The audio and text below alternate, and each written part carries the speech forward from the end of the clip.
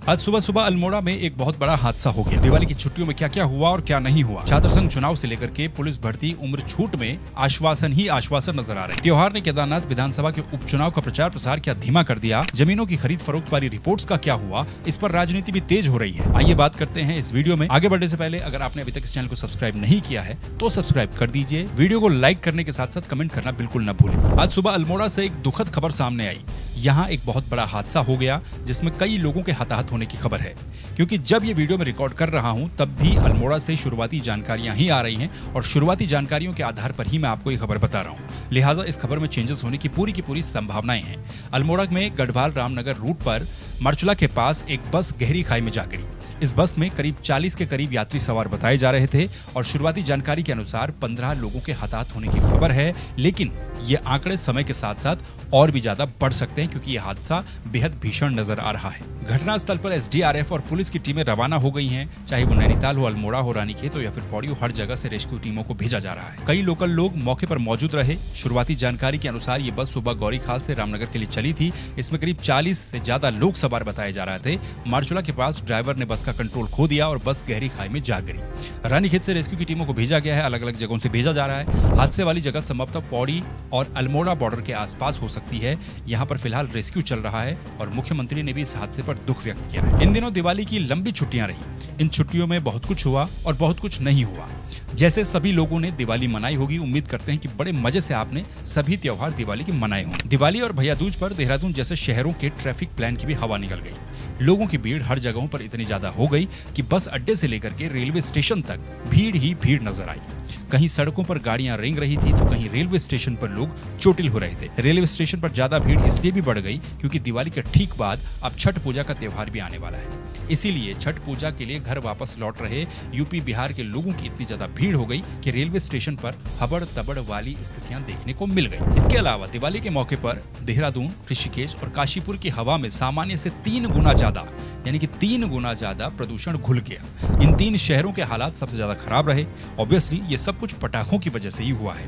देहरादून का AQI यानी कि एयर क्वालिटी इंडेक्स 269 तक पहुंच गया, जो कि सामान्य दिनों में करीब 90 से 95 के आसपास होता है या फिर इसके बीच में ही होता है।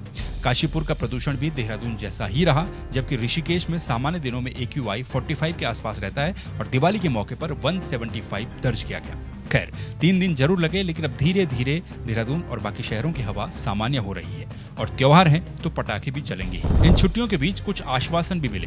पहला आश्वासन छात्र संघ चुनाव को लेकर के मिला। इस साल छात्र संघ के चुनाव नहीं करवाए जा रहे थे, जिसके बाद कई छात्र संगठनों ने इसका विरोध किया और सरकार के खिलाफ एक तरह से आंदोलन छेड़ दिया। कई लोगों ने तो ये तक कह दिया कि ये सरकार लोकतांत्रिक प्रणाली में विश्वास नहीं रखती है। ये कहने के पीछे उनके ठोस कारण निकाय चुनाव में देरी और पंचायत चुनाव में देरी थी। इससे पहले सरकार निकाय चुनाव और पंचायत चुनावों को लेकर के लटकी हुई है और उसके बाद छात्र संघ चुनाव न होने से सरकार पर शक करने वालों का शक और भी ज्यादा प्रबल हो। इसीलिए छात्र संगठन भी सड़कों पर उतर गए। अब जब सरकार तैयार हुई है, मुख्यमंत्री की तरफ से आश्वासन दिया गया है, तो फिर छात्र संगठनों ने भी अपना आंदोलन स्थगित कर दिया है। कुछ लोग सीएम से मिले तो कुछ लोग उच्च शिक्षा मंत्री डॉक्टर धन सिंह रावत से भी मिलाए। दूसरा आश्वासन उन युवाओं को मिला है जो कि पुलिस भर्ती की उम्र सीमा में छूट देने की मांग कर रहे थे। इनके साथ तो बहुत बड़ा वाला मोय मोय हो गया। कुछ दिन पहले बेरोजगार संघ के उपाध्यक्ष राम कंडवाल समेत 3 लोग भूख हड़ताल पर बैठे रहे। 13 दिन की भूख हड़ताल के बाद जब ये लोग मुख्यमंत्री से मिले तो उन्होंने भी आश्वासन दिया था कि पुलिस भर्ती की उम्र सीमा में छूट मिलेगी। लेकिन जब 2000 पदों पर भर्तियां निकली तो उम्र सीमा 18 से 22 साल ही है। यानी कि 13 दिनों की भूख हड़ताल और 2 लोगों का टंकी पर चढ़ना इनके काम ना आया। इसके बाद फिर ये लोग डीजीपी से मुलाकात करने के लिए पहुंचे।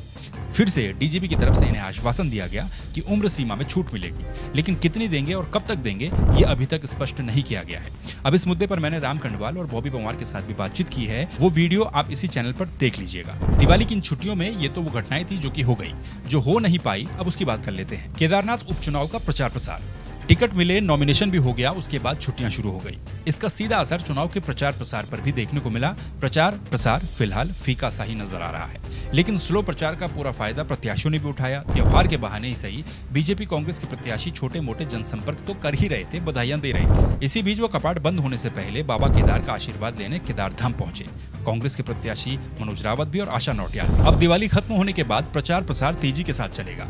मैं भी केदारनाथ क्षेत्र में ही था, नामांकन को भी कवर किया, कुछ इंटरव्यूज किए और बाबा केदार के दर्शन किए। कांग्रेस कैंडिडेट मनोज रावत, निर्दलीय कैंडिडेट त्रिभुवन चौहान समेत कुछ और इंटरव्यूज आपको इसी चैनल पर देखने को मिल जाएंगे, उपलब्ध हैं। यदि आपने उन्हें देखा नहीं है तो देख लीजिए। और कई लोगों के कमेंट और मैसेज थे कि भाई आपने यूकेडी और बीजेपी के कैंडिडेट के साथ बातचीत नहीं की, तो वो लोग भी घबराए नहीं, धैर्य बनाए रखें, उनके साथ भी बातचीत की जाएगी। लिमिटेड टाइम में जितना हो सकता था उतना मैंने किया है। बाकी अभी चुनाव बहुत लंबा है, बहुत कुछ कंटेंट आपके लिए निकाल करके लाएंगे। अब दिवाली खत्म हो चुकी है तो फिर बड़े बड़े दिग्गज भी अपने अपने प्रत्याशियों के समर्थन में उतरने वाले हैं। बीजेपी के कई नेता आज से आशा नौटियाल के साथ प्रचार प्रसार में जुड़ जाएंगे, तो वहीं आज से कांग्रेस प्रत्याशी मनोज रावत के साथ गढ़वाल में उनके सबसे बड़े नेता गणेश गोदियाल उनके प्रचार प्रसार की कमान संभालने वाले हैं। बाकी बीजेपी के बड़े स्टार प्रचारक 10 तारीख के बाद चुनावी मैदान में उतरने वाले हैं। खैर अभी मैं भी इस क्षेत्र से होकर के आया हूं तो ये बता सकता हूं कि लोगों के अंदर भी अभी फिलहाल कोई ज्यादा उत्सुकता इस उपचुनाव को लेकर के देखी नहीं जा रही है। इसी बीच कल केदारनाथ और यमुनोत्री धाम के कपाट भी शीतकाल के लिए बंद हो गए। केदारनाथ के कपाट बंद हुए और अब केदारनाथ का चुनाव शुरू हो रहा है और धाम की यात्रा इस चुनाव के सबसे बड़े मुद्दों में से एक है। कांग्रेस का आरोप है कि इस बार यात्रा पूरी तरह से अव्यवस्थित रही, जिसका खामियाजा केदार घाटी के लोगों को भुगतना पड़ा।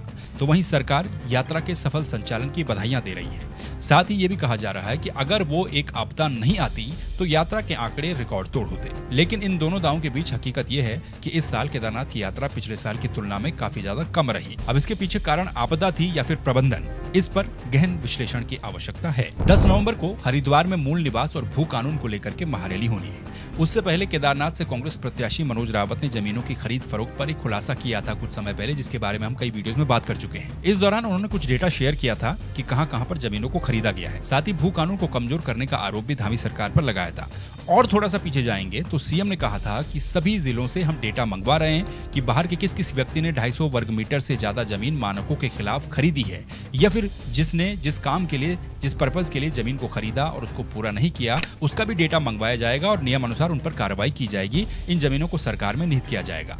अब चुनावी समय में पॉलिटिक्स इस पर शुरू हो चुकी है। कांग्रेस का कहना है कि मुख्यमंत्री ने जो बातें बोली थी वो बस बोली ही थी, उस पर कुछ एक्शन हो नहीं रहा है। साथ ही ये भी आरोप लगाए गए हैं कि भू कानूनों को कमजोर करने का सबसे बड़ा काम भी भाजपा सरकारों ने ही किया है। सभी जिलों से रिपोर्ट की बात कही गई थी, लेकिन ये नहीं बताया जा रहा कि कितने जिलों से वो रिपोर्ट आई है, कितना डेटा आया है और कितनों पर कार्रवाई हो रही है। बीजेपी इसका बचाव कर रही है। उनका दावा है कि 5 जिलों से तो रिपोर्ट आ गई है और बाकी जिलों से भी आ ही जाएगी।